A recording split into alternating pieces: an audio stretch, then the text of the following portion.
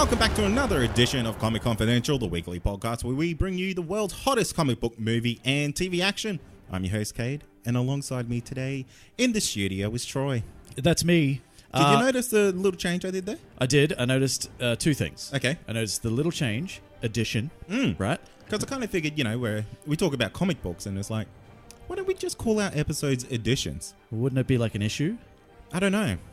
Yeah. Is it? I feel like editions a little bit better. Yeah, okay, maybe. The other thing I noticed is that you didn't fuck it up this week, which is fantastic. I don't even have notes in front of me. You only get one butcher of the intro, and you had it, champ. Wow. You had it. Wow. It's done. Speaking of butchering, what about Fox? Holy moly, man. Among others. They've been sharpening their knives and their budgets over there, haven't they? Damn straight. So they have been cancelling shows left, right, and center, and I guess the three biggest that they've cancelled is The Last Man on Earth after 4 seasons, The Mick after 2 seasons, and unfortunately for me and a lot of people out there who are like very, very up in arms, Brooklyn Nine-Nine after 5 seasons, which is probably the dumbest thing they could possibly do, let's be honest. Yeah, look, I spoke about this with work colleagues today. Really? And they were very upset about this. They should be. Yeah, I mean, I didn't realize the show had such a following. Captain Raymond Holt is a national treasure. To what? To everyone. To everyone? To the world. He's a world treasure. He's a world treasure. Yeah. Not even nationally. He's internationally known around the world. As a treasure. Yeah, as a treasure. Yeah, well, I appreciate that. Anyway, so it's honestly, it's one of the best comedies going around on TV at the moment. And while it's not hitting ridiculous numbers, the numbers that it's hitting are no worse than what its previous season was. Oh, really? Yeah, and it's kind of like a hit with critics and obviously fans, because immediately people all over the internet, Twitter especially, started a renewed Brooklyn Nine-Nine. Oh, wow. Yeah. Do you think Netflix will buy this? Someone will. Someone will. Hulu. Honestly, yeah. You know what? It'll be Hulu, so we don't get it here in Australia. Probably. I wouldn't be surprised if it's something like that, but it is one of those shows that is really, really kind of, it's well written. It's well written. It's funny. It's a great kind of. It's got probably one of the best ensemble casts on TV right now. I'll give it that. It has got a great cast, and anything with Terry Crews. Yeah, man, exactly. It's a Give winner. it to me. Feed it to me. Indeed. As far as the rest of them, did you ever watch The Last Man on Earth? No, I haven't. So is that based off the comic?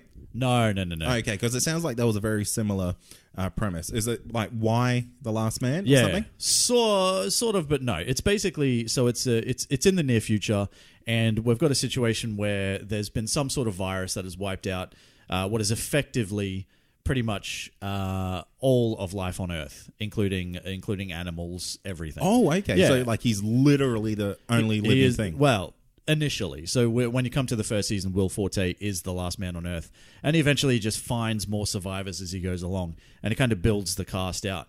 And it was, it had a really, really good first couple of seasons. Like season 1 and 2 were really strong. Season 3 wasn't too bad, and season 4 kind of petered off a little bit. Is this a comedy? It is definitely a comedy. Oh, okay, yeah. Cool. Once they kind of I feel like once they kind of started to bring too many characters into it, it kind of took away from what made it so good in the first place. So I can kind of get that, because it was sort of struggling to find an audience, and the Mick has only been going for a couple of seasons anyway. So I haven't personally seen any reports. It's pretty good. I've never even heard of it. And look, this isn't. I'm going to say this show hasn't been cancelled, but it's another one that Fox has ended. Yeah, and it's a personal favorite of mine, and that's the X-Files. Damn.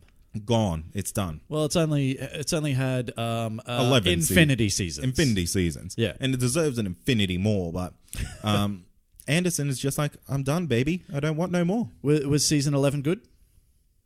It was okay. Yeah. It didn't answer... Oh, well, it kind of answered the overarching story that the X-Files kind of built into, but in a very poor way. Okay. That's never good. Is that something... So did they finish it as in they kind of knew that this was coming, and so they wrapped it up nice and tight, or... I think so. Yeah. I think it's ended in a way where no one would really need to have season 12. Right. But if they did it, man, I'll be super happy. But as at this point in time, it's done. Yeah. Well, another thing that got the axe was Ash vs. Evil Dead over at Stars, which is insane because that was wildly popular. Now, I have no idea what sort of ratings it was hitting or anything like that. I can only assume by the rabid fan base that it was 20 million minimum per episode, which is highly unlikely, but still. Now, what else would that? I guess it's a US TV channel, isn't it? Stars. Yeah. Yeah. What else have they got? Exactly. Yeah. See, I want you to go back and edit in the cricket noises. Yeah. Because no one knows what Stars have. Maybe they've got some really good stuff, and I'm just not sure of it. Power? Is Power on Stars? Who knows? Anyway, it doesn't matter. But Ash vs. Evil Dead. Now, I haven't actually seen the final season yet. I do have it lined up on Stan. I've done season 1, season 2. Absolutely love it. It's gut wrenching that it's finished. There's a little like horror play, gut wrenching. I like that. But what can you do, man? The axe is dropping left, right, and center. Yeah, it's crazy. What's happening to TV, Troy? Well, I don't know. I mean, it's Netflix, mate. I'm saying it's Netflix. It's this new Disney streaming. It's now DC's got their own streaming. Apple's starting their own streaming. Regular TV is going to be gone in 5 years. Yeah, but when you actually like listen to the CEOs of these TV networks and everything talk, they're very comfortable with where they are, and they don't necessarily look at ratings as the main kind of driving force behind whether a show gets cancelled or renewed or anything like that.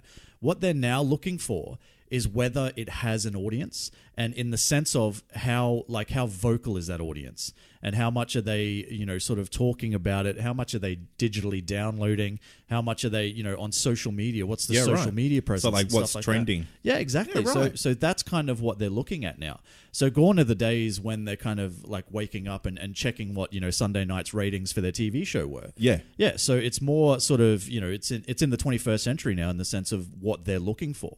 So that's why you're getting, sort of a lot of shows that you kind of like, you might question going, hey, why is this happening? Like, who in their right mind just renewed The Big Bang Theory for season 12? Oh, man. But they did. And it's kind of like, because it has such a vocal, rabid fan base, people really sort of get into it. The group that get into it. So much so that it created a spin-off, and it's terrible, but whatever. Yeah, whatever. But you know what? I'm going to throw a little bit of positivity news into Okay, give it to me. We're hearing things are getting axed. We're hearing things are shutting down. Here's something for the worst fan base in the world, and that's Rick and Morty has been confirmed to have 70 new episodes coming out. 70 new episodes. That is amazing. As part of that terrible fan base, I am very, very excited to hear that. Intelligent enough to watch this TV show? I don't think so. Do you think a lot of the jokes go over your head? I just pretend. Yeah. Yeah, I just like laugh just every 5 seconds. Just because I feel like law of averages. You're making other people guess that. Well, law of averages, I'm going to hit the right ones every now and then. I might necessarily understand the jokes, but, 9 out of 10 times, I might get them. You know what I mean? As in, I might laugh at the right time. So if I'm ever watching with a super intelligent Rick and Morty fan, they might go, hey, maybe this guy's not so dumb. This guy gets it. He does. 70 episodes. That's a lot, Troy. That is a lot. That's like, based on their episode numbers, that's like a good 5 more seasons or something. Well, what I read today is that is more episodes in the future than what's already been made. Yeah, correct. They've only had 3 seasons. That's insane, Troy. So, I mean, good on them. Dan Harmon and Justin Roiland are doing great work over there. I'll continue to watch it. I'll watch 70 more episodes. Feed it to me.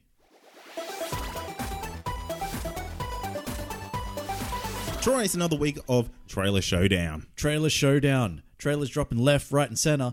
Not really. There was a couple. There's a couple. Yeah. There's 2 that we're going to talk about, though. Yeah, two of the main ones that dropped. We've got the season 2 trailer for Luke Cage, which dropped, and we've also got the first official trailer for Shane Black's The Predator. Yeah, Not we Predator, did. The Predator. The Predator. Yeah. Singular. So pretty excited about one of them. Now, well, let's talk about Luke Cage first. Like, what are your initial thoughts after seeing that? Yeah, look, I don't really see anything new coming from Luke Cage in this season. Really? I mean, Misty Knight has a weirdly prosthetic-looking robot arm. Yeah. give it a chance. I know, I'm going to give it a chance, but it kind of seems like Luke Cage is now calling out everyone. Everyone. Yeah, definitely. I am going to say this. More excited than I thought I'd be. Oh, really? Genuinely. I think that I have one concern, right? So they look like they've brought us a pretty good villain in Bushmaster. He looks pretty good. He's got the same sort of power set as Luke Cage does. But more kung fu-y. But more kung fu-y. You can do flips and shit. Luke Cage can't do flips yet. He hasn't practiced. He hasn't practiced. Do you think we're going to see Iron Fist coming in? That's exactly what I think. Yeah, that's what I saw this, and this guy's like doing a little bit of kung fu, and I was like, Luke Cage is definitely going to go to the immortal Iron Fist Denny Rand. Yeah. Protector of Kunlun. Oh, yeah. Protector of Kunlun. Finish it. My bad. Yeah, give him his credit. Oh, how rude of me to get some training. Yeah, pretty much. You can pretty much see that that's definitely going to happen, and it's going to end up being a knockdown, drag 'em out fight at the end, both as powered as each other. But who's got the best kung fu? Well, exactly. You know? Yeah, and I think it's going to be Luke Cage learning it in 2 weeks. Yeah, because here's the thing, because like that uppercut to flip kick combo that Bushmaster pulled, amazing, right?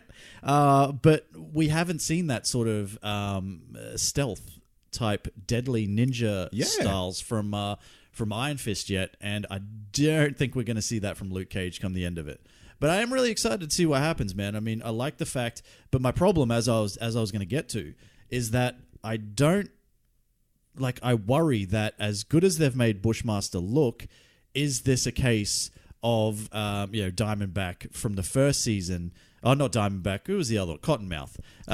Where it was fantastic villain first half of the season, then they kill him off, and then the second half of the season is going to focus on Black Mariah, which might be boring. Well, you know what I mean? It already looks like that.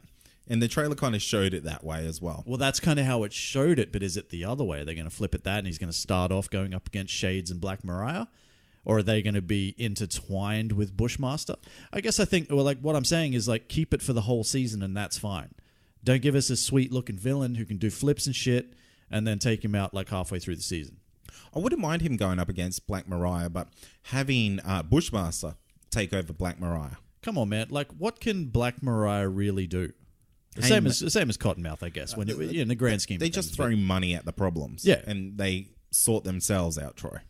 Well, yeah. As long as we don't end up with the same situation that we had last time, I'll be happy, because that season kind of really, really, really, really got shit towards the back half.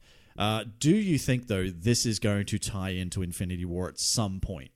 Because I feel like it has to. It really has to. I mean, we don't know the time frame that this takes place in. For all we know, this happens 2 weeks after the last one. Yeah, true. But I guess you've Jessica Jones has set the standard now. We know without a shadow of a doubt anymore that this exists, that the MCU or the Netflix Marvel universe exists within the MCU. Right? 100%. So we know that now. So I feel like if we're not getting some sort of fallout towards the end, then what do? I don't think they're going to do it. I really don't. I mean, we got Agents of S.H.I.E.L.D. actually dropping a little bit of a Thanos reference by name. Finally, which is fantastic. And, there's been whispers out there that something might happen in the last episode of it that, is post-click. Yeah. So you would assume so. It would have to. Name dropping it that obviously. Yeah. Literally by name. Yeah. So it's got to affect it. And with this potentially, most likely, most definitely from what we've heard, it's going to be the last season of Agents of S.H.I.E.L.D. Gasp. I think something amazing is going to happen there. So this somehow has to affect the Marvel Netflix universe. Yeah, for sure.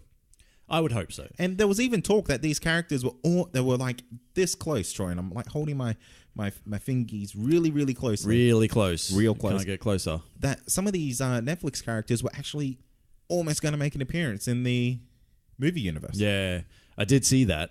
That would have been pretty sweet, man. That would have been amazing. Even just a little throwaway cameo in New York City.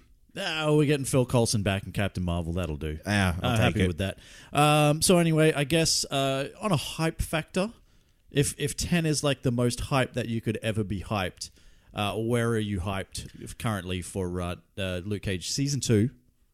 I'm a 5 because I know right in the middle. Yeah, there's 13 episodes to the season. Oh, so man. They are not learning I'm not their lesson. hyped about that. Yeah, I might push it to a 6 based on this trailer. A lot of action. Of action. Is it all the action from That's season 2?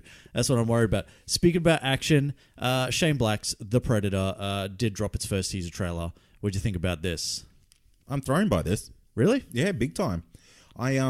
It's a Predator in the suburbs, man. Yeah, I know. This is like Predator 2 becomes Predator 1. No, Predator 2 was in the city. Predator Yeah. 2 was in like Los Angeles. This is in like, this could be where you live. Yeah. Oh my God. You don't know. It's not. If I hear any clicking sounds and 3 real red dots, Yep. I'm fucked. You're fucked. I'll be dead. But yeah, look, I was kind of thrown by this trailer because like Predator from 1989, is it? Yeah, around there. Something like that. Was like very raw and very gruesome. Even the trailer, because I watched this trailer, Yeah. and then I watched the original Predator trailer. Yeah. Chalk and cheese, really. Yeah, because you know what it's missing. Oh. It's missing the trailer voiceover guy. Absolutely. And that's something that we need to start doing, is releasing trailer voiceover videos. Okay, cool. I think we'll do that. All right, we'll do that. But yeah, like I'm pretty on the fence with this because I'm excited for it, but I just don't know, Troy. I don't want to get my hopes up too high. Well, it's a teaser trailer. Well, they're billing it as the first official trailer, but it's also being like it's co-billed as a teaser trailer as well. It's what, a minute 30? It's a minute 40. Yeah, that's a teaser. Yeah. Anything below 2 minutes. Yeah, definitely. So, you're not going to see everything. I will give you that it is it's probably gallons less body oil, like baby oil, sort of on the main characters than it was in the original Predator. But yeah, I don't know. I'm with you in the sense of, you kind of like, you want to be super hyped for this, right? Because it's the Predator. Like, who gives a shit? Like, I've seen every single Predator movie. I don't care how bad they are. I will watch every single one that comes. And this is Shane Black. So Shane Black was in the original goddamn Predator movie. And now he is writing this one. Shane Black's an absolutely fantastic writer / director. He's doing this. It's got to be good. It has to be. But I feel like they're messing with the mythology of what the Predator is. And not that, I have the most amazing, like, mythology library of predators. Yeah. But it's like, it almost seems like Earth has this pre-knowledge of the Predator. Yeah, because one of the movies, I think it was Alien vs. Predator. It might have been the first one, might have been the second one. It was one of them. They were all shit. But one of them basically announced that the Predators were the ones that came to Earth to help the Egyptians build pyramids and gave us technology and all that sort of crap. So they do have this kind of like this prehistory with Earth. So it's like, I like it here. It's not like out of, like, I guess, canon to think this is silly. No, it's like a holiday destination for them. Oh. It's where they come to unwind and relax, and it's their tropical. Basically, Earth is their Hawaii. Oh, that's nice. You know what I mean? That's very nice. Yeah. So, but I do like the fact that we're kind of getting this Predator in the suburbs. I do like that. Would have liked to have seen a little bit more Predator-ish action, because this kid plays a big part in it. So there's going to be a lot more suburbs. I just want to see the Predator roam around the suburbs. Yeah, I want to know what happens. I almost get soccer moms. You know what, Troy? I'm looking at this trailer and I almost get the impression that this Predator is a person. Well, doesn't the world's most gorgeous woman, Olivia Munn, at some point talk about how they're coming here? They're like cross. They're like hybrid. They're evolving or something. Yeah, like they're kind of like. Is it? I can't remember the word she says, but it's like they're kind of like mutating with human genes or something. It's something that like alluded that this is like not just going to be genes, denim jeans. Denim jeans. It's just predators running around the suburbs wearing denim jeans. Instead of going invisible, he gets covered in denim. Yeah, if that's not a movie in the making, it definitely should be. Yeah, so I mean, it looks meh, but only because it's a teaser trailer, I think. That's right. I'm hyped as shit. Give me a full trailer and then I'll give you a full reaction. Okay. But on the teaser trailer that you have, what's your hype levels at? 10 is being like, it's the Mount Olympus of hype. Ooh, that's pretty high. That's pretty hype. I'm going to go 7.5.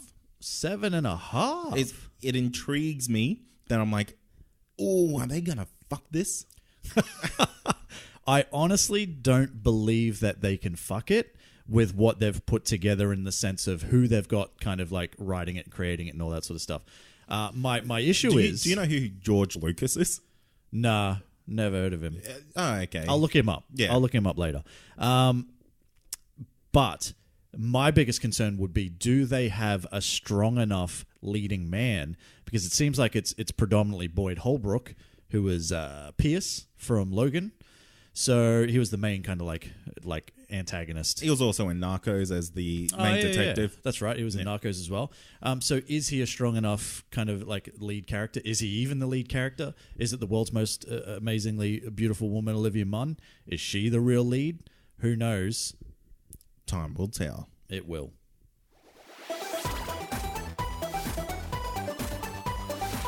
Casting is a bit of an issue on this podcast. 100%. Yeah, you know, we like to think that we can cast the right people in the right roles, or we can't cast anyone. Yeah, it's pretty much the latter. Yeah, I think so. I feel like it's one of those things that we just kind of step as far away from as we possibly can. It's always hard. I mean, we struggle to remember famous actors' names on this goddamn show sometimes. Absolutely. You think I'm going to know some random dude that was in like 3 episodes of like Riverdale or something, but might be good as like, I don't know, a friggin' Dick Grayson or something like that? No. Well, guess what, Troy? What? I guess our worries have been taken care of now. How's that? Because stars are starting to fan cast themselves in roles. Ah, this old chestnut. I've seen this popping up. This is like becoming like a bit of a trend. I think it's because everyone wants to be in a freaking goddamn comic book movie now. Don't they? I think so. It's like because everybody knows that, I mean, Infinity War. Let's look at Infinity War for a second. Breaking all the records, left, right, and center. And it's kind of like, hey, do you want to like get your name out there? Do you want to be an even bigger star than you already are? Get yourself in a comic book movie. Yeah, absolutely. I mean, Jodie Foster doesn't know shit. Yes, that's right. Otherwise, you're going to end up like Matt Damon and make terrible movies like Downsizing. Matt Damon has predominantly made terrible movies, but has had a couple. Like, if he didn't have the first couple of Bourne movies, and I want to say The Departed and Dogma, yeah, that's about it. He was surrounded by good people in that, so they rubbed off on him. Yeah, okay, that's fair. Ben Affleck was in Dogma. Well, yeah. I bet you rubbed off on him a bit. Oh, I bet those guys are rubbing off right now. Yeah, so anyway, so what's happening? Who's fan casting themselves as who? Okay, so there's one that I kind of agree with. Okay. And that's Simon Pegg wants to join the MCU, but he wants to be Captain Britain. Yeah, right. So... But he has to be an old-ass Captain Britain, because Captain Britain is like a big dude. Well, he's like England's Captain America. Exactly. I mean, call me crazy, but that's what I'm getting from that. Yeah, right? Absolutely. Pretty much. But I feel like he has to be like the Hank Pym of that character. Can you, just for a second, right? Imagine Chris Evans as Captain America next to a Simon Pegg exactly as you know him now in a Captain Britain suit, like just standing next to each other. And it's kind of like, it's basically, it's life, isn't it? I mean, America and the UK, it's exactly what it is. I would love that. That would be amazing. Except I want Captain Britain to be stronger than Captain America. You can't do that. No, I want that. And I want Simon Pegg to beat up Captain America. But just as Simon Pegg. Yeah. Like, I don't want Simon Pegg to beef up. I want him to... I want him as he is. Yeah, I want him in the shape he was in the movie Run, Fat Boy, Run. Yes. To be like in a full-on Captain Britain suit and just kicking the shit out of Chris Evans. I like that. Oh, yeah. I like that. Well, I mean, let's fan cast him as Huey out of The Boys. Yeah, well, which we've said. Which Huey was actually based on Simon Pegg. Exactly. In real life. Yeah, exactly. How they didn't cast him in that is fucking atrocious to me. They're probably too old again, though. Like, you know what I mean? Like, when you're looking at the actual character, they probably... And they did go a younger way. Yeah, they did. They probably just want, like, a young guy, a bit green, that sort of thing. So, yeah. I think Simon Pegg's mid-40s or something like that, so, He's getting it on. But I would want him to, like, have a super pill or something, like, just be strong like Huey in The Boys. Yeah. But as Captain Britain. Cool. I don't mind that. I think Simon Pegg is a fantastic actor. He's been in like a shit ton of my favorite movies. He's probably one of the most crossover characters in pop culture history. Well, he's got to be fairly close because he was obviously he's been in Star Trek, Yep. Mission Impossible. He was in the Cornetto trilogy. He's been in, what else was he in? He did a voice in something. I thought he did a voice in Star Wars. No, was it Star Wars or something else that was in space that wasn't Star Trek? Lost in Space? No, can't remember. I'll think of it. I'll think of it as maybe it'll be my one Google for this Ooh. week. I'll Google it later. But yeah, he is. You're right. Like he's kind of like that guy's got to be making some mad money, dude. Surely. He's Or in like- massive franchises. Well, yeah, but he's always like a sub character. Yeah, except in And except for Star Trek, he was like a except in Star Trek Beyond, which he wrote. Wow. And happened to kind of like also his character happened to like be one of the main ones in that particular Yeah. movie. That's what I'd do though. he's on Mad Bank. If I was a Hollywood writer, I'd write all the best parts for myself. Wouldn't you? I would Isn't totally. Isn't that the way you do it? I'm going to be the next Batman. Hey, you know who wants to be the next Batman? Speaking about this whole shebang, Michael C. Hall Dexter apparently wants to be Batman. So at the end of Dexter, he went into the woods, Became a lumberjack. Spoilers. yeah, and then met Ra's al Ghul up Yep. in the mountains, Yeah. and now he's going to come back to Gotham City, a changed man. Yeah. So that's a thing. What do you what do you think? Doesn't this guy have red hair? Yeah, but that doesn't matter. The That doesn't matter. The internet would explode with a red-head Batman. No one will take him seriously. You can have red hair and do things. Name one person. Ron Weasley. What's that kid's real name? He's a thing.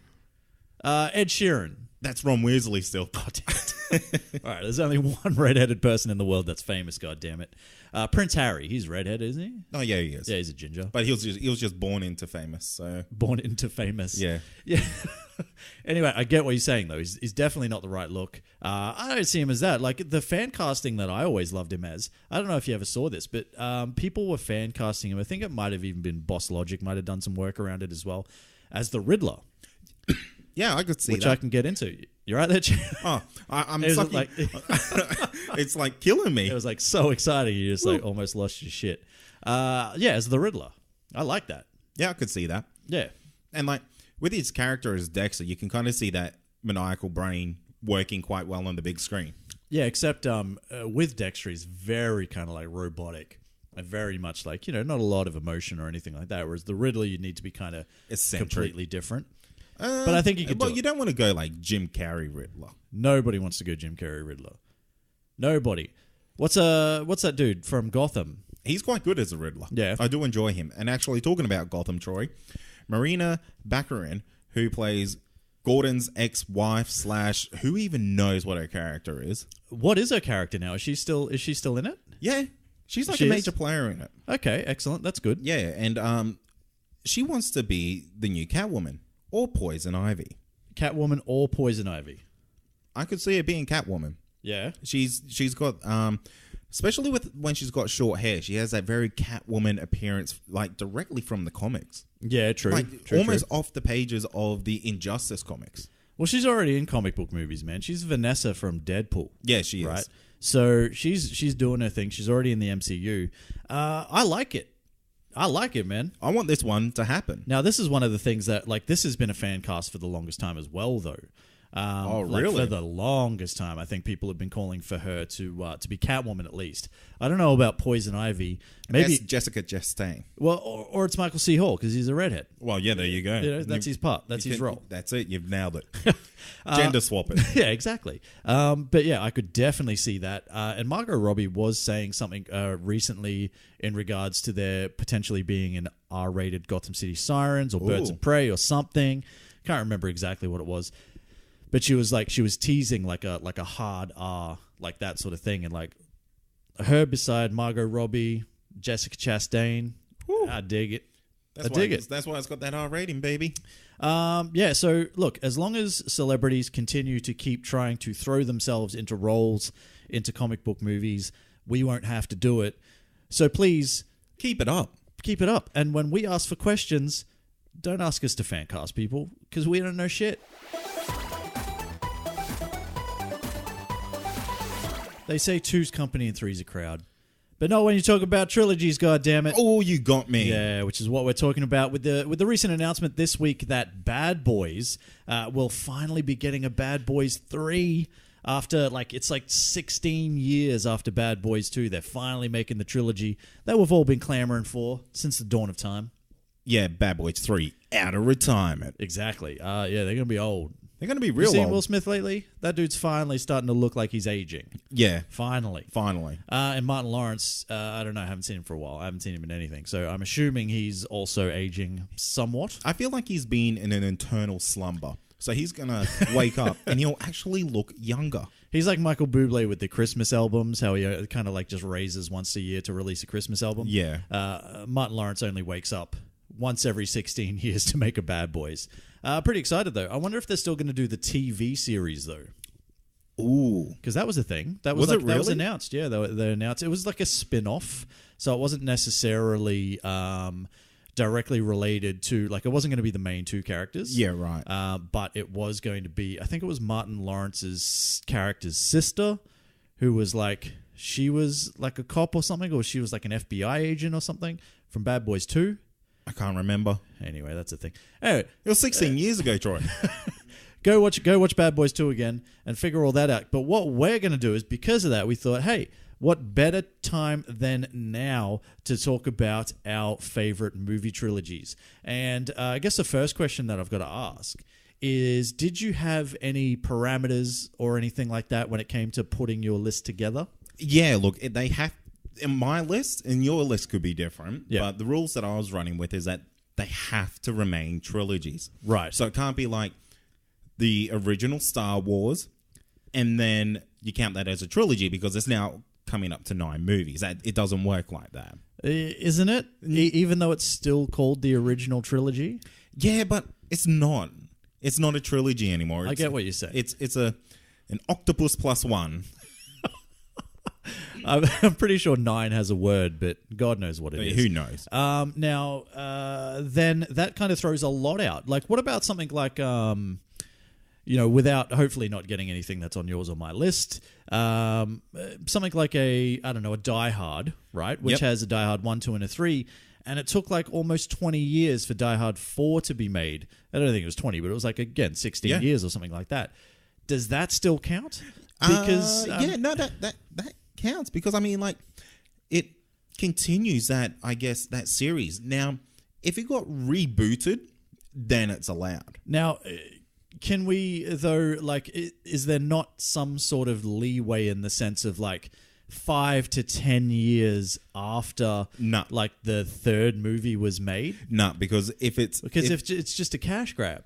Yeah, well, after that, which isn't really it's not continuing on the trilogy in the sense for anything other than pure kind of monetary gains. It's not for the love of creating more movies necessarily. Some are Star Wars, but you don't think? You're a harsh man. Oh man, I had to be ruthless because I wanted to stick to this. Okay, well let me ask you this: are you concerned if they're not the same director throughout the trilogy? Not at all. Doesn't matter? Doesn't matter. You're not worried that the vision would be different? They could even have a different bloody cast member and I wouldn't care. As long as the trilogy stays a trilogy, it made the list. Okay. All What right. about you? I guess for me, I was agonizing over this because it's one of those things that there are some fantastic trilogies out there that have been sullied by movies that have been made later on down the track. And it actually made my list a really, really hard one to make. Yeah. So my list of 5, I've managed to whittle down to 9. It's supposed to go the other way. Yeah. I'm going to try to just make that happen organically as we go. Oh, okay. But I started looking at things does it need to have the same director? I mean, if it's not the same director, is it really an authentic trilogy? And most people would say, yeah, why not? But is it? Is it? You know what I mean? Kate, is it? Yeah. Oh. I think if the movie title was different, then it's not. Well, no. Okay. Well, there's going to be a couple that might be... they're going to break your rules. They're going to break my rules for sure. I'm breaking all rules. But essentially what I'm looking for, what I decided was, when I saw those 3 movies as themselves, like within the trilogy that it was, did it blow my mind? Oh, okay. Doesn't matter what came after that. Did those first 3 movies blow my mind? Yeah, right. Well, I'm going to let you know, my list is very mixed because of the rules that I put in place for myself. Okay. Why don't you kick us off then with your number 5?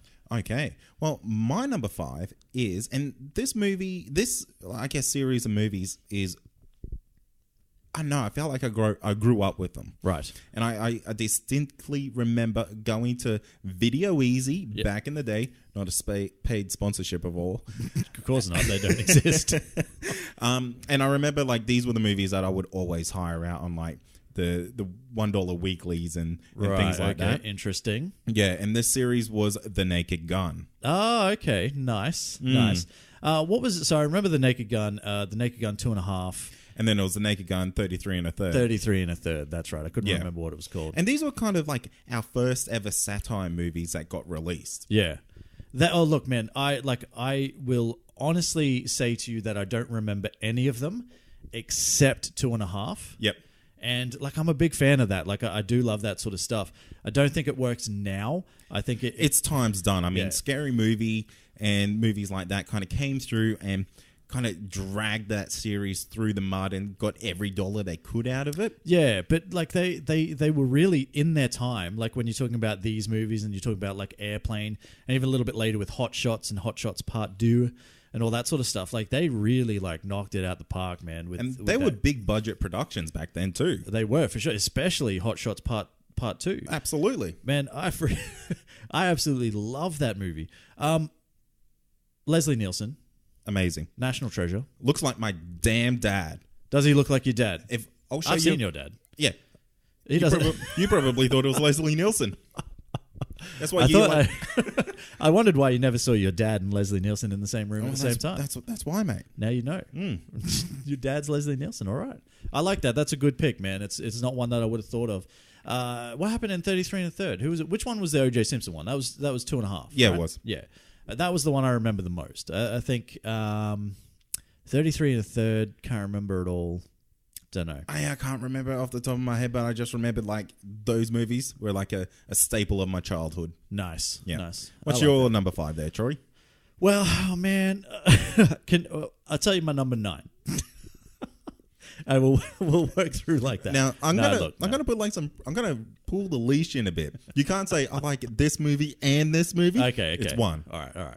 So my number 5 then would be. Now, I guess one other thing I wanted to mention before I go too far, I kind of wanted to avoid the obvious. Yes. You know what I mean? Like the real, like, everybody loves like, Indiana Jones. Yeah, the original Star Wars trilogy. Star Wars and all that sort of stuff. We know they're good. We know they're fantastic. What are some of the ones that are a little bit different to that? That might not necessarily kind of, make other people's list. They might also, who knows? I'm going to go with not the original, the rebooted Star Trek. Good pick. Very good pick. Star Trek Into Darkness, Star Trek Beyond. There is a 4th movie coming, but I got in there before it happened. So, what can you do? The rules are rules. The rules are rules, baby. I really like these. Like, it's like I don't want to say it's like a darker, more grittier version of Star Trek, because that terminology is kind of overdone and will probably be used again at some point during this conversation. But it's like these movies were it brought Star Trek into the modern era in a very J.J. Abrams kind of way. Yes. You know what I mean? And I think because of that and because of the modern technology that we have to make these movies look as amazing as they should, the cast that they put together for these movies, we're talking about Simon Pegg before. He is obviously in all 3 of these. Definitely. I guess, the weakest link for that is obviously Star Trek Beyond, in my opinion. There are a lot of people that get down on Star Trek Into Darkness, but I will tell you, man, that is my favorite by far. That's such a good movie. Benedict Crimple Crump is in there. He's like killing it as Khan, and you didn't even know he's Khan. Spoiler alert. Exactly. Benedict Cucumber Patch is Khan. But yeah, Can't go wrong with him. you can't go like it is actually brilliant. But I really like the way they kick things off with Star Trek as well. And this is like Zoe Saldana is in these movies as well. Mate, you can't. She's amazing. It's so hard to fault these movies. Chris Pine, one of the Chris's, one of the 4 Chris's in Oh. Hollywood's in it. The four corners of Chris. The 4 corners of Chris. He's in it. You know what I mean? Like it's they're really well done. So Absolutely. And they're action packed all the way through. There's a lot of heart in every movie, and like every character really matters in that series. Definitely. Which is, if you think of like the original Star Trek TV show, and like there's really no, and I'm putting quotes here, red shirts. Well, there's actual red shirts, but like, I get what you're saying.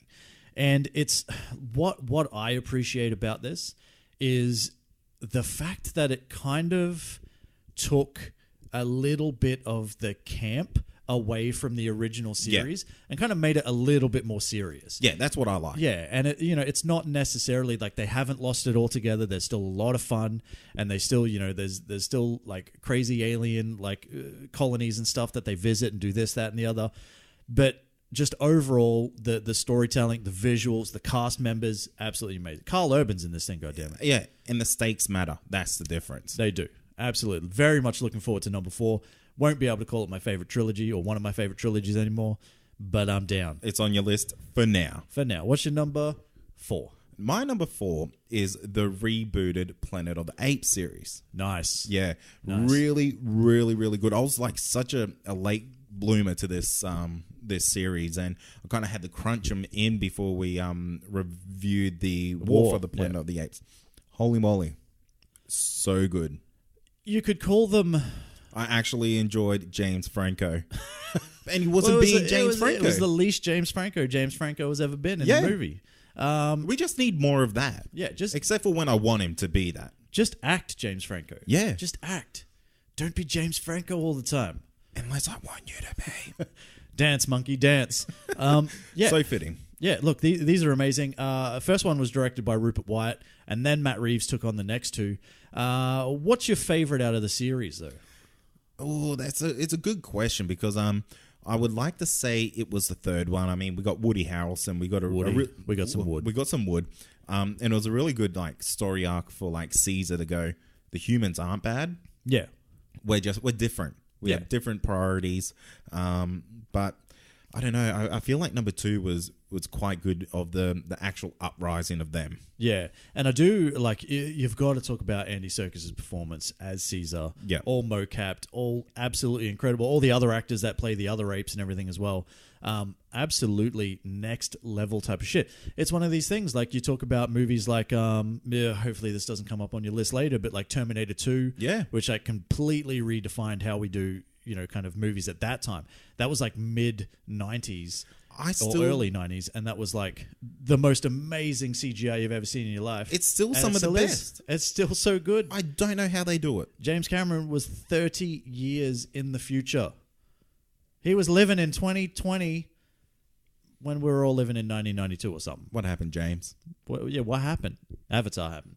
But anyway, you know what I'm saying? Absolutely. So, but this kind of redefined how you can actually, take a performance, not have it actually on screen, but take this motion capture and make it so good that people are clamoring for these people, like Andy Serkis especially, to be able to be eligible for awards for acting because of what they're doing. And I completely agree. If you're talking about game-changing movies, this is one of them. Yeah. Oh, 100%. I would be with you in regards to my favorite of the three, being War as well. I don't know if that's kind of like because it's the most recent one that I've seen, and I've seen it a couple of times since then. Yeah. But I really want to go back and check out Franco in Rise of the Planet of the Apes. I feel like that was so good, that first one. I bet you, James Franco was outacted by Andy Serkis. 100%. As a mocapped monkey. Yeah, definitely.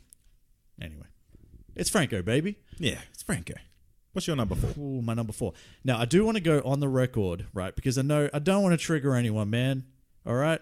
I'm not here to trigger anyone. We need a trigger warning. We need a trigger warning.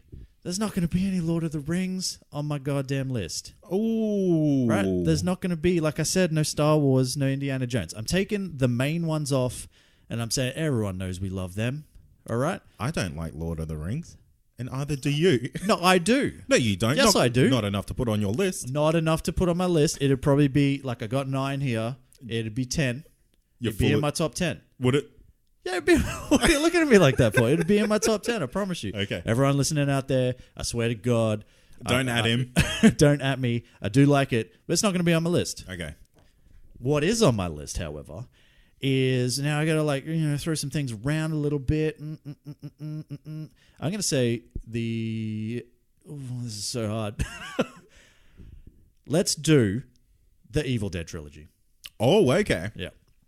So we're talking about the Evil Dead from back in the early 80s, followed by Evil Dead 2 in the late 80s. I'm very surprised this is on your list. Followed by Army of Darkness. Well, like, I guess, so these were all, they were all directed by Sam Raimi. Yes. All starring Bruce Campbell. That's about as trilogy as you can get. There hasn't been a 4th movie. There's been a TV series. Had 3 seasons. It has 3 seasons. So trilogy. There you go. What's a 6th thing? Sextuplet. That's babies. I don't know.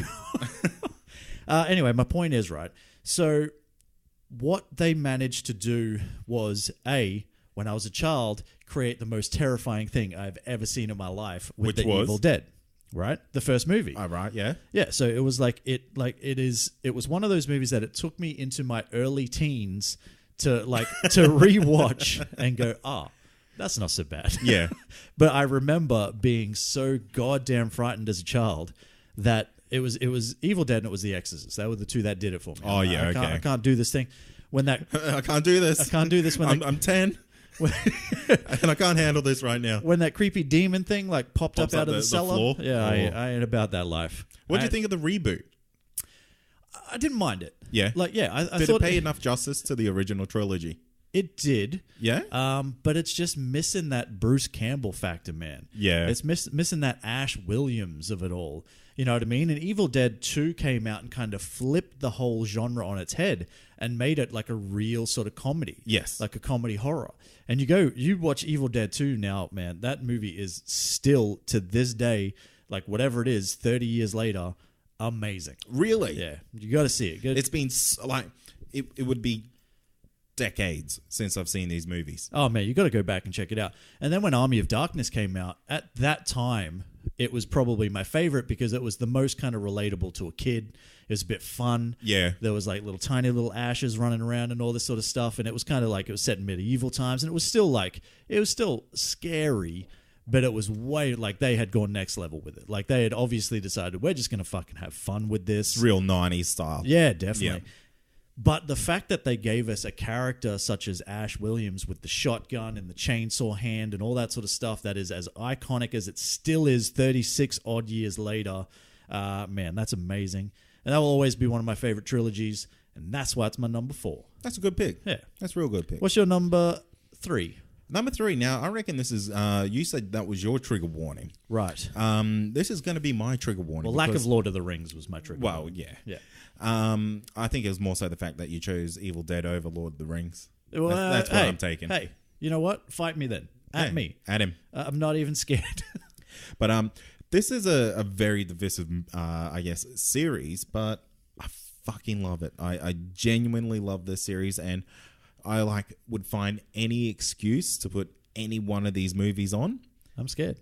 And that's the Austin Powers trilogy. Damn, I knew this would be on your list. Oh, I love it. I knew it was coming. I genuinely love these movies. What's your favorite one? Oh, it's The Spy Who Shagged Me. Yeah, okay. And yours is Goldmember. It is Goldmember. That surprises me. It's kind of like it's everything ramped up. Yeah. And like it's, like the first one is a little bit subtle, and then the second one kind of, as sequels do, as they go and go, they kind of like have to get bigger and better. They get bigger and better, but then you get to like Goldmember and it's just ridiculous. But I love it. You know what I mean? Absolutely. Yeah, and that's why I get into it. That's why Goldmember is my favorite, but yeah, I understand that it's probably traditionally not considered the best. Well, you know what? It's all subjective. Yeah. And like number 2, I feel like it's seriously some of the best on-screen humor I've seen. Really? Yeah. Still?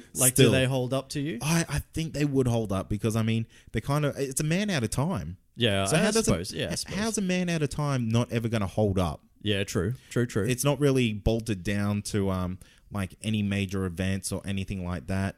It's the perfect movie. Yeah. It's on the ring. All of them. Well, definitely number 2. Yeah, okay. Hey, you're a Heather Graham fan, right? Absolutely. Yeah, back in the day. Back in the day. Not so much Not now. so much anymore. Yeah, but back in the day. And she was an amazing looking woman.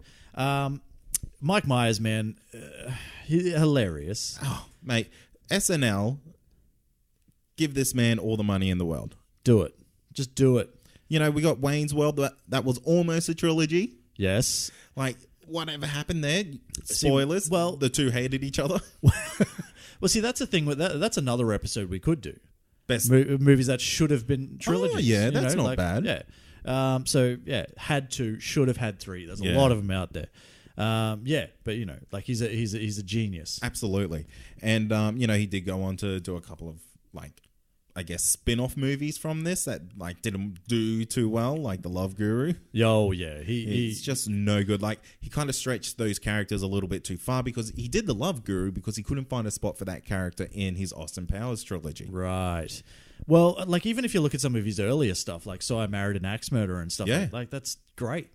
His early work is absolutely amazing. Yeah, kind of, you know, gets a bit shit towards the end. He had a bit of a role in Inglourious Bastards. That's the last thing I kind of remember him being in. Yep. There is talk for a 4, Austin Powers 4. I want it. There's also talk for the talk has been Austin Powers 4 or a Dr. Evil movie, right? You see, I kind of feel like we've already got our Dr. Evil movies with the what's the Minion movies? Minions? And there's like Despicable Me. Despicable Me, yeah. And there's like almost a Dr. Evil character in that. I suppose, with Gru. Yeah. Yeah. True. But, you know, I mean, and I guess, unfortunately, you know, Vern Troyer did pass away fairly recently as well. R.I.P. Vern Troyer. Indeed. So, you know, whether they would actually be able to carry it on without having Mini-Me somewhere there, I wouldn't want it to happen. It's got to be Vern Troyer's Mini-Me. No. I want them to, like, swap it over. I want a giant. You want a giant Mini-Me. So Maxi-Me. I want a Biggie-Me. And I want it to be Shaq. Imagine that. Oh, man. You could dead set put Shaq in any movie and I would pay money and go and watch it. They need to do that now. Replace every goddamn character in every movie ever with Shaq and you'll be sweet. Did we say you should replace Chewbacca with Shaq? I'm pretty sure we did at some point. But you should do that. Yeah. Do that. I think so. What was that? Was that your number 3? That was my number 3. Oh, and also this was one of Will Ferrell's first major screenings in a movie. He was that random. It was the Fez. The Fez, that's it. Yeah, that's right. Good times. Very good. Good times all around. Where are we up to? My number 3. Yeah. Oh, see, this is where it's getting tough, man, because I've conservatively got 4 that I need to squeeze into 3. Ooh. Someone's gonna have to. Who's not gonna make the cut? Who's not gonna make the cut? But I'm gonna go number 3, right? Number 3 for me is going to be, and this is where it kind of gets a little bit like, you know, it's a little bit iffy. Ooh. Right? Is it a trilogy? I swear to God, I had this argument with my girlfriend today. She says, "No way, Jose." I say, "Look, technically it is, mate. So, whatever, might Tough drop." But that's not how it went at all. But the Cornetto trilogy doesn't count. Yeah, doesn't count at all. Why? So Edgar Wright has created this thing, right? And he has come out. The director himself, the creator, has said that this is a trilogy. It's the Cornetto trilogy. It's Are all they in the held same universe? Well, you don't know that. Do you? But there's all no. I'm not saying you don't know. I'm saying in general, I don't think it's ever been announced that they are or they aren't. But all directed by the same man, all starring Simon Pegg and Nick Frost. All revolving some sort of reference to Cornettos. Tell me 3 other movies that have Cornettos in them. Look, Troy, you've put me on the spot, but that's like saying, oh, look, this movie had people that were standing. Name 3 other movies that had standing characters. No. This is literally known as the Cornetto trilogy. And if it has now been like named the Cornetto trilogy, doesn't that kind of officially make it a trilogy? I don't think so. Look, I'll let it slide. Actually, you know what? Let's put this one out to the listeners. Yes. Now, we'll put up a poll in our listener community. Sure. And we'll say, is the Cornetto trilogy a true trilogy? Right. Obviously, we're talking about 2004's Shaun of the Dead, 2007's Hot Fuzz, and 2013's The World's End. Like I said, all starring Simon Pegg and Nick Frost, all as different characters, sure. I'm sure there's even references to the other movies throughout them and whatnot. Whether it's actually officially in the same universe, don't know. But there's fucking Cornettos in everyone, mate. So, Cornettos. We'll find out. Look, we'll report back next week. First thing we'll talk about in that episode is the results from this poll. Okay. But look, anyway, talking about this, if I can actually just indulge it as my number 3. Now, you see, you only get to talk about it very briefly because you're talking about 3 whole different stories here. No. I'm just talking about the genius of it all. Okay. Okay, so this is kind of this is Edgar Wright at his very best, especially with Shaun of the Dead and especially with Hot Fuzz. 2 of the best comedies you'll ever see. If you watch them as standalone movies, they're absolutely amazing. Watch them as part of the Cornetto trilogy, and it's even better. The World's End is probably the weakest link of the 3. I would agree. But it is still pretty good. It's not bad. It's something that definitely needs a rewatch. If you've only watched it once, definitely go back out and check it out again. See, that movie had a very rare thing happen. What's that? The World's End also came out in the same year that This Is the End came out. Okay. Which had much bigger stars, much more hype around it. So it's kind of like... That's probably why it struggled a little bit. Absolutely. So it almost became like the poor man's version of the celebrity-filled version. Right. Well, This Is the End is great too. So, Yeah, absolutely. That's fine. If it's going to lose out to anything, may as well be that. Edgar Wright at his absolute best. Like I said, this is kind of where we got to first, me personally, this is where I was first introduced to Edgar Wright and where I was first introduced to Simon Pegg and Nick Frost. Yeah, I don't think they really made any other real impressions before this. No, not really. And the fact that, Nick Frost kind of enters into your life with the line, "Can I get any of you cunts a drink?" is absolute, you're never going to forget that dude. So, Get that tattooed somewhere. I am going to get that tattooed for sure. So anyway, the Cornetto trilogy, it's my number 3. Is it an actual official trilogy? Let me know. Don't side with my girlfriend. I will never let that down. And don't side with my Cade, who's my side girlfriend. I'm your side girl. Yeah, either. Don't side with him.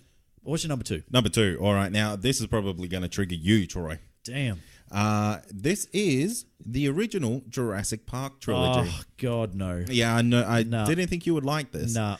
And, look, the third movie was really bad. Yeah. Really bad. Yeah. But the first movie was so game-changing to cinema, Troy, that I'd forgive it for the third one. What about the second one? I didn't mind the second one. I mean, ultimately, Jurassic World 2 is basically Jurassic Park 2. Dinosaurs in the hood. Dinosaurs in the neighborhood. Yeah. Dinosaurs in the city. Wasn't that Jurassic Park 3? No, that was number 2. Number 3. What the fuck happened in 3? Number one 3 knows. is when they went back to the island. Oh, because that's a smart... Because you got to do that. Here's why I hate Jurassic Park so much, right? There's a trigger warning for you. I don't like Jurassic Park. Wow, I don't know how I feel.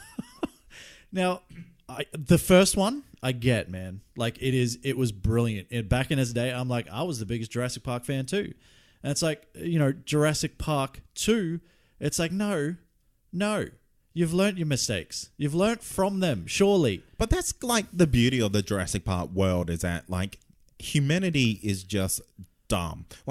They're the smartest people in the world to clone dinosaurs, but they're so dumb that they don't dot the I's, cross the T's to realize, the dinosaurs can change their sexes so they can keep reproducing like crazy. And then they're let's bring these things to this. What Central City Park needs, Troy? A T-Rex. No, I did naturally.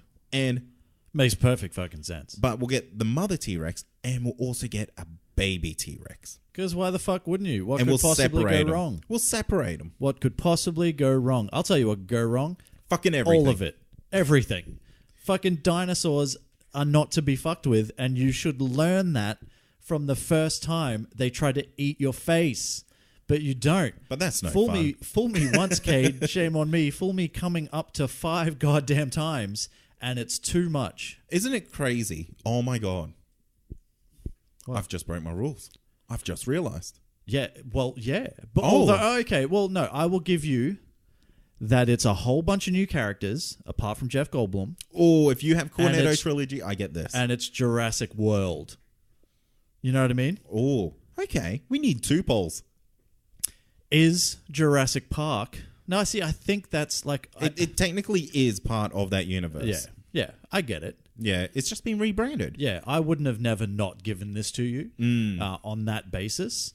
But for the fact that, most of those movies are pretty shit, dude. I don't know. They make all the money in the world. They do make all the money in the world. And that's fine, man. If you guys want to spend your money watching people get eaten by dinosaurs for like the 1700th time, you go for it. You're just lucky this isn't like...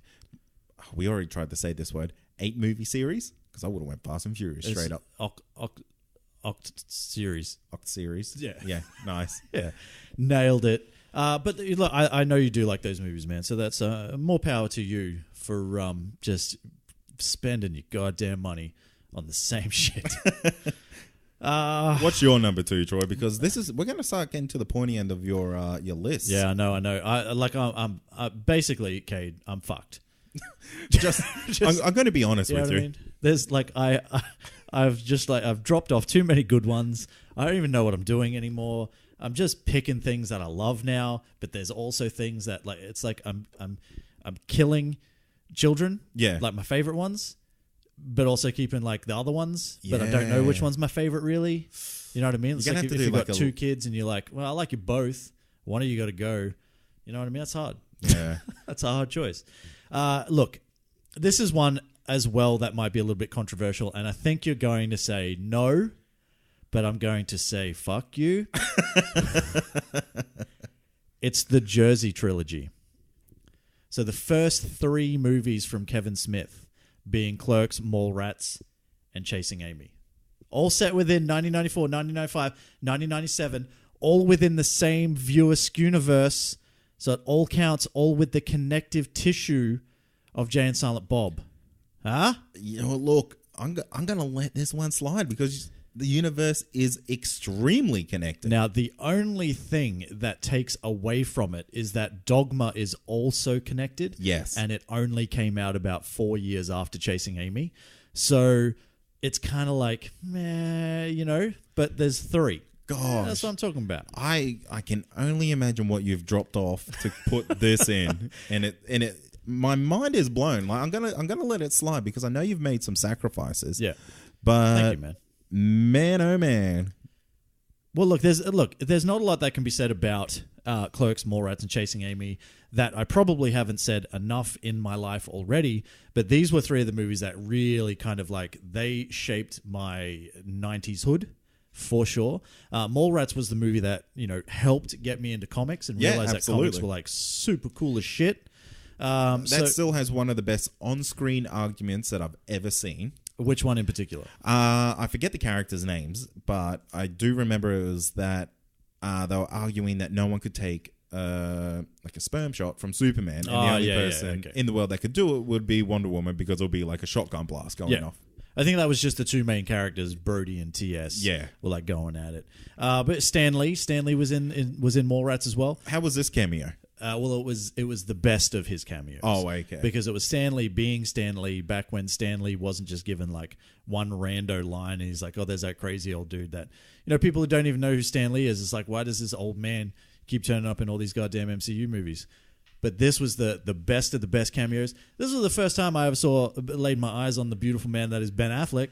Oh, and yeah. that changed my life. Holy moly. How young was he in this movie? Well, I don't know. 12. 20? 20? 20-something? Early 20s? Had to be. Yeah. Very boyish looking. Yeah, I'm pretty sure. Actually, he would have been like, very early 20s. Yeah, wow. So, good on him. No Matt Damon? No Matt Damon. It didn't go to college yet. Well, Matt Damon turned up in, they were in Dogma together. Yes, so they were. Ben Affleck and Matt Damon there. But so plenty of things. Clerks was shot on a shoestring budget. Still very, very, very, very funny movie. I still watch it now. Every now and then I'll break it out and give it a shot.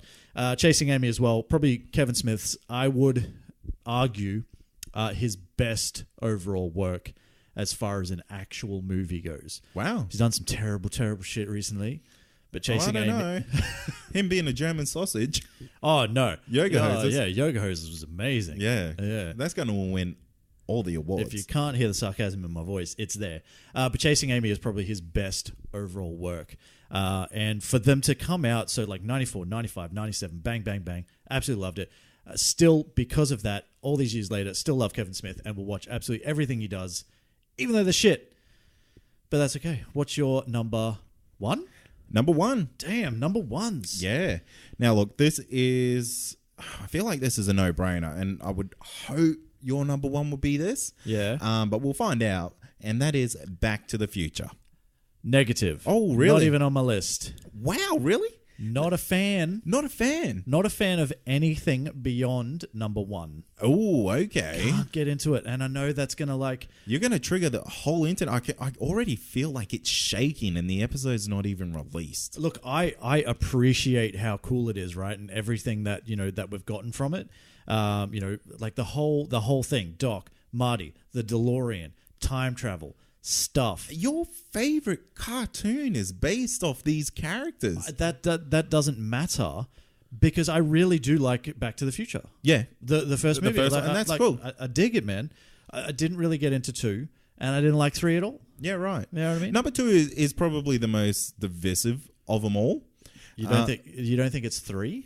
You see, 3 was like 2 and 3 were shot back to back. Right. And I feel like number 2 was almost like shot as the lead up to 3. Right. It's kind of like the first Infinity War movie. Cool. You only need to see the last little bit to worry about the next movie. Yeah. And personally, I love number 2. The fact that we kind of get like potentially 2 timelines going on, and it's like one of the first movies where we see, apart from Terminator, where like alternate timelines can have devastating effects. Yeah. So, and like no one would actually ever really think of that when they go to see Back to the Future. True. The third one, man, Westerns, I don't dig Westerns. Yeah, I know that. But like the first 2 movies are good enough for me to, warrant watching a shitty fucking Western. Okay. And the thing I remember about the third movie the most was that it was on DVD trailers.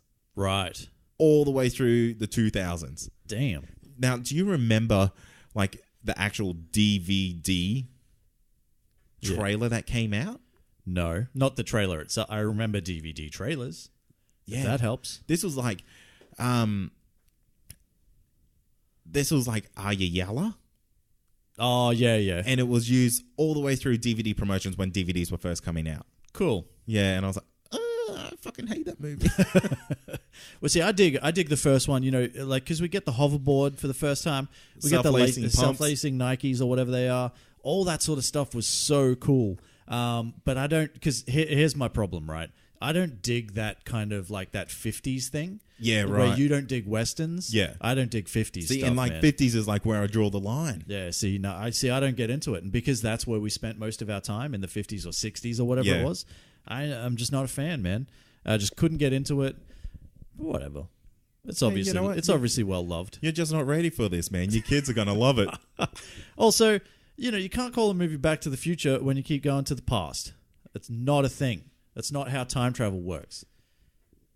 Is it time for my number one? It's time for your number one. I'm surprised that this didn't make your list. Okay. I might get like regret here. Maybe. Remorse. Well, maybe not. Now, it's obviously the Dark Knight trilogy. Yeah, see, I don't like the toy-looking Batman in this. Which one? Because the first one, he looks pretty cool, but he like has that like non-movable neck. It's when he got the movable head. Yeah, but that's the best movie. But yeah, I agree that the Batman looks the shittest. Yeah. Yeah. And just because of that, like, we do get a great Joker in this.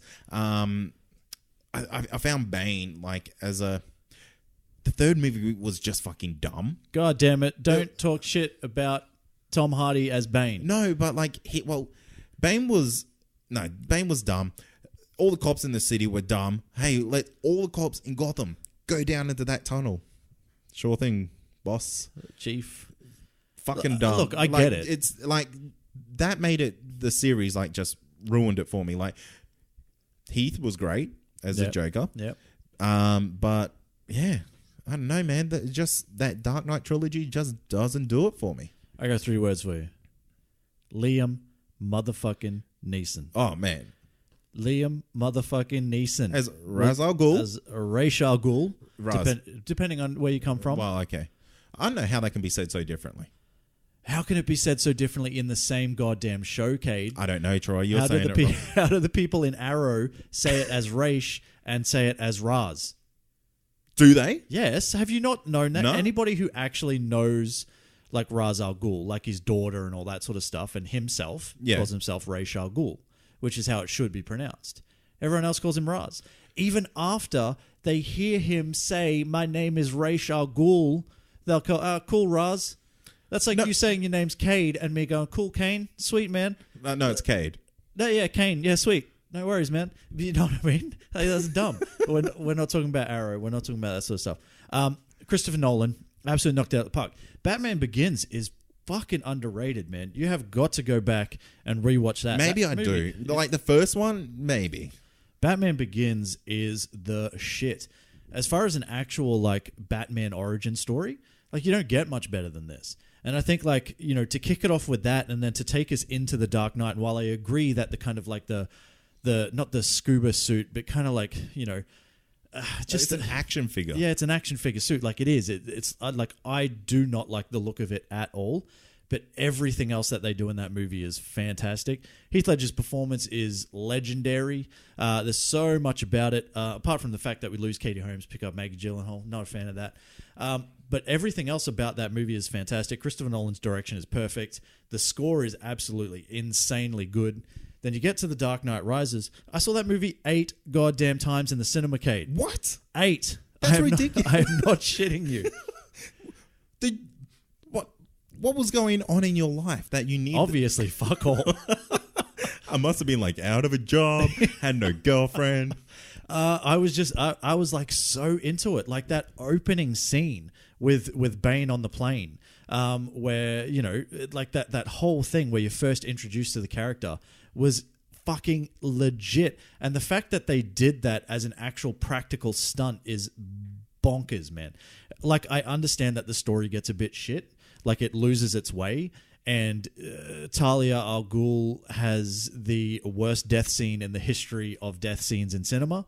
But I really liked it. And, like, Tom Hardy's Bane and their first fight. Boner City. Oh, mate. Boner City, where they're down in the sewers. That was the best, man. You can't tell me that wasn't good. And I was a big fan of his accent as well. People were all like, "Oh, I don't like the voice that he's putting on." I loved it. That old-timey boxer type of thing. Damn. Sounded very South African to me. It was kind of like he modeled it on, like, you know, old-timey, like, bare-knuckle boxers from like the 20s and stuff like that. I dig it, man. I dig that movie. That's fair. Yeah. Anyway, whatever. That's my number one. Yeah, good pick. Yeah, so there are, you know, a few that kind of had to be pushed out of the way, and I'm talking about things like the Die Hard trilogy was definitely there, and the Captain America trilogy was another one as well. But, you know, for me, it's a good trilogy. It's not great. Winter Soldier's great. The other two are good. Yeah, that's not enough. You know what I mean? Let us know. You've let us know. You've let us know in the listener community. There were a lot of there's a lot of Lord of the Rings in there. There was a lot of, you know, same sort of stuff that we were kind of like, obviously the Star Wars original trilogy. We know. Indiana Jones is amazing. Indiana Jones and the Kingdom of the Crystal Skull, probably the best movie I've ever seen in my life. My favorite. Definitely my favorite. But hey, if you haven't, let us know what you think. Let us know what you goddamn think. What's your favorite trilogy?